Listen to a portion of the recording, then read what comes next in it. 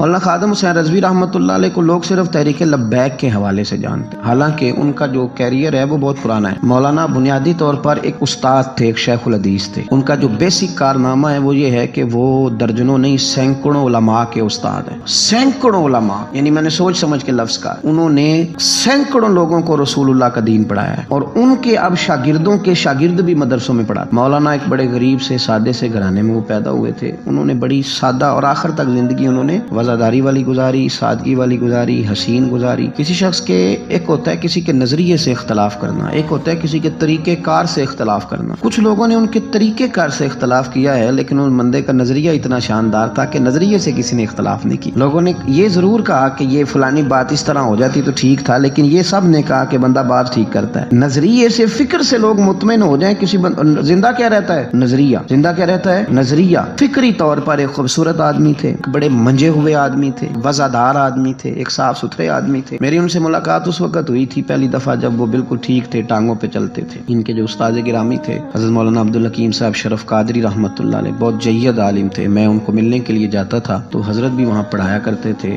لاہور جامعہ نظامیہ میں، تو وہاں ان سے پہلی ملاقات ہوئی۔ پھر انہوں نے جو جماعت سب سے پہلے بنائی تھی اس کا نام تھا انجمن فدا یعنی ختم نبوت۔ اس جماعت سے انہوں نے کام کا آغاز کیا، اور بڑے اوائل میں، بڑے شروع میں انہوں نے ختم نبوت کے تعلق سے مختصر سے کام کا آغاز کیا، اور بڑی جلدی ان کا کام پھیل گیا۔ مکی پیر مکی دربار میں یہ اوقاف کی مسجد کے سرکاری خطیب تھے، لیکن حضرت ممتاز قادری صاحب رحمۃ اللہ علیہ کی شہادت پہ انہوں نے سرکاری ملازمت چھوڑ دی۔ اس کے بعد انہوں نے بڑی محنت کی، بڑی جد و جہد کی، بڑی کاوش کی، بیمار اور معذور ہونے کے باوجود بڑی کوششیں فرمائیں، اور بڑے نڈر تھے، بڑے بے باک تھے، بڑے خوبصورت تھے۔ سب سے بڑی بات یہ تھی کہ سکہ عالم دین تھے۔ جماعت میں کسی بھی سیاسی جماعت کے پاس اتنا تگڑا بندہ نہیں جس طرح کہ حضرت مولانا خادم حسین رضوی صاحب۔ میری ان سے تسلسل جیل جانے سے پہلے میں ملا، جیل سے آئے تو پھر ملا۔ میں گرچہ ان کی جماعت میں کبھی شامل نہیں ہوا، لیکن فکری طور پر ان سے جو کہ پہلے کا ایک تعلق تھا، ابھی بھی 24 اکتوبر کو پچھلے مہینے کی وہ گجرات جا رہے تھے تو کچھ دیر ہمارے پاس رکے، اور دیر تک وہ باتیں کرتے رہے، اور دیر تک ان کی میں باتیں سنتا رہا۔ پھر وہ مجھ سے کچھ سوالات پوچھتے رہے، میں ان کے جواب دیتا رہا۔ پھر اچانک جو ہے وہ کچھ دن پہلے خبر ملی کہ ان کا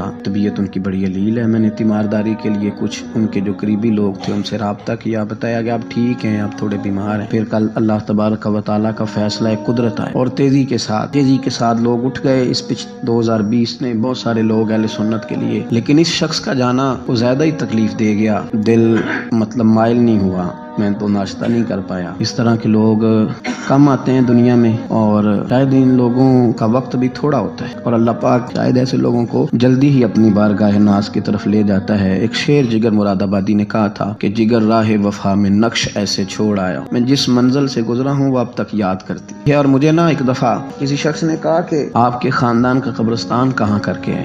لوگ لکھنے والے جو لوگ ہوتے ہیں وہ پوچھتے رہتے ہیں کہ اس بندے نے کیا وصیت کی ہے، تحریری والے لوگ۔ تو میں نے انہیں کہا کہ قبر بھی بانی جائے گی۔ تو مجھے کہنے لگے کہ کس طرح کر کے پتہ چلے گا؟ تو میں نے کہا تے اکھاں جدوں میٹیاں تے پھر زمانہ مینوں روے، اپنا تے اپنا بیگانہ مینوں روے گا، تے جدوں نہ میں دسیا میں خارا نوں میں خانے وچ، پھر جام ٹوٹ جان گے میں خانہ مینوں روے گا۔ کئی لوک لوک رون گے تے کئی بک بک رون گے۔